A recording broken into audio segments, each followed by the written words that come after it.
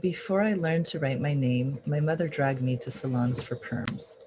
She had manicures done on my tiny nails and outfitted me in frilly dresses. You can never erase the first impression was my mother's mantra. According to my mother, it was my duty to look beautiful. We moved constantly and lived in areas where we were among the few Koreans. It didn't matter if we were broke, we had to ensure we always embodied elegance. Otherwise, Americans would take note, and I would reflect poorly on Koreans all over the world. Whenever someone complimented my physique, my mother beamed as though she had won gold. She didn't seem impressed that I'd been awarded Best English Student, as long as I maintained my reign as tallest girl at Korean church. I prayed to God every day you'd turn out tall and thin like your father, she smiled. My mother begged me to get plastic surgery to enlarge my eyes, wailed when I refused to follow up after being approached by a casting director for an Aveda ad, protested when I pulled out of a haute couture runway show I was scouted for, sobbed when I came home for Christmas with my lip pierced.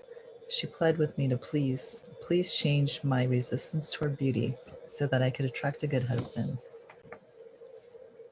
The more beauty tips she offered, and the more she begged me to dress fashionably, the more I rebelled.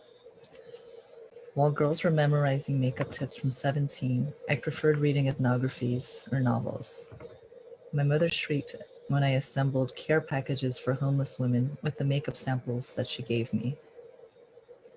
I washed my face with bar soap, and my mother gasped at my savage behavior. My mother left voicemails telling me to wear a hat so my face wouldn't tan, to wear lipstick to class in case I encountered a single doctor. I regretted mentioning that my graduate program was housed in the same building as a medical school, and always smile in public. She wasn't just projecting on me either.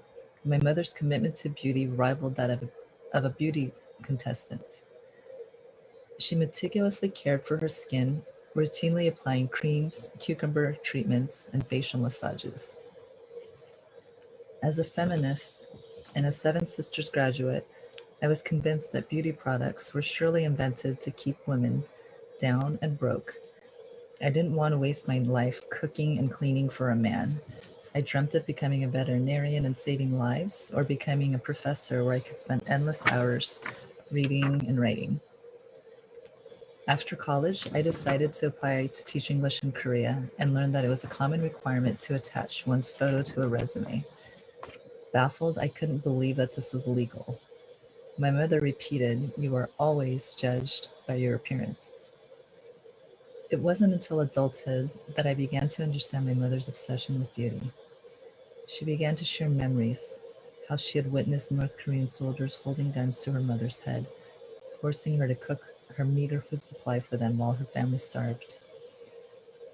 How, when the Korean War began when she was 7, she walked for days with her family from their home in North Korea to the south to escape the escalating violence, with nothing but the clothes they wore. How she and her family slept on the floor of a church for months, not knowing when their next meal would be.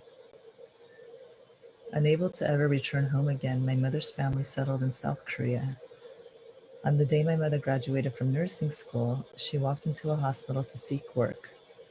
Despite her limited wardrobe, she maximized her assets, carefully applying her makeup, selecting an outfit that accentuated her curvaceous figure, extraordinary amid South Korea's waifish bodies. The doctor took one look at me and said, "You're hired," she said. After hearing her story, I often thought of my mother's mantra. In South Korea's ultra-competitive, image-obsessed society, beauty was a physical marker of one's commitment to success. Beauty was a weapon that could be deployed to fight patriarchy, a source of power for getting ahead despite patriarchal consents that limited options for women. As the head nurse of an operating room in South Korea, my mother went from having nothing to living her best life. She commissioned custom design outfits for her curvy figure, ensuring she always looked impeccable. For my mother, beauty meant empowerment and independence. After immigrating to the US and losing her career and independence, beauty was the one thing that my mother could maintain. No matter how hard things became, she got out of bed every morning and performed her beauty regimen with precision. Growing up, everything I associated with beauty had negative connotations: vanity, sexism, superficiality. Beauty meant surrendering to patriarchal standards, I thought.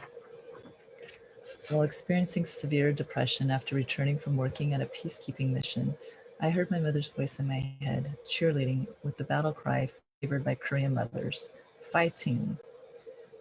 I dragged myself out of bed, carefully applied lip gloss, put on a cute outfit, and suddenly gained enough energy to leave my apartment. I thought of my mother and finally understood how her obsession with beauty kept her alive through dark days. Beauty wasn't just a performance for the benefit of the outside world. On a recent trip home, I caught my septuagenarian mother sitting at the dining table with downturned lips, staring into her handheld mirror. "How does your mother look?" she asked. "Beautiful," I said, and watched her face light up. Thank you.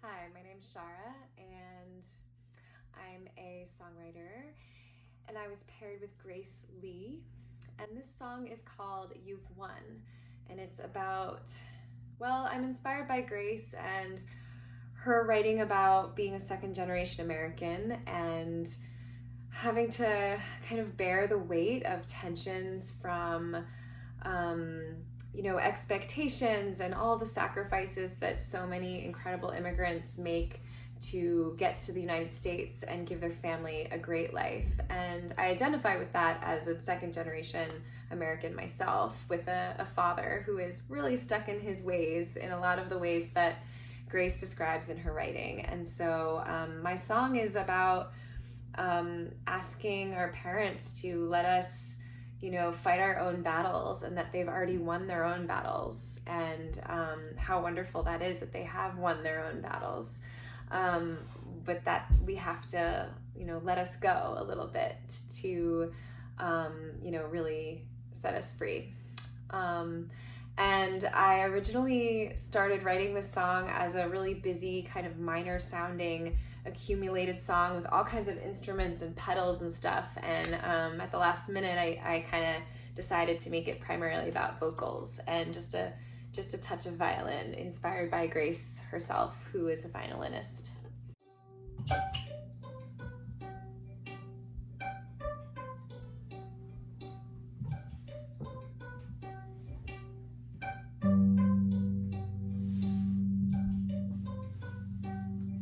Never let me get hungry. You move mountains with a blink. Love through practical actions. Our words inspired me to think. What a gift to think alone, to think beyond your sight. I see colors you didn't know out of you and your light. We've won the war.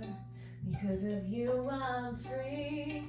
Leave your battle behind so I can be me. You've won your war. Because of you I'm free. Leave your battle behind so I can be me.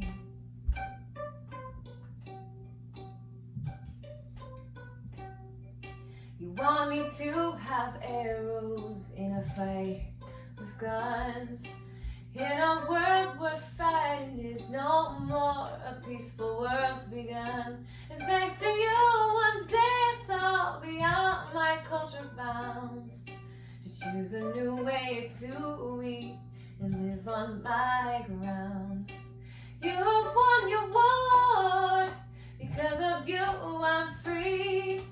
Leave your battle behind so I can be me. You've won your war.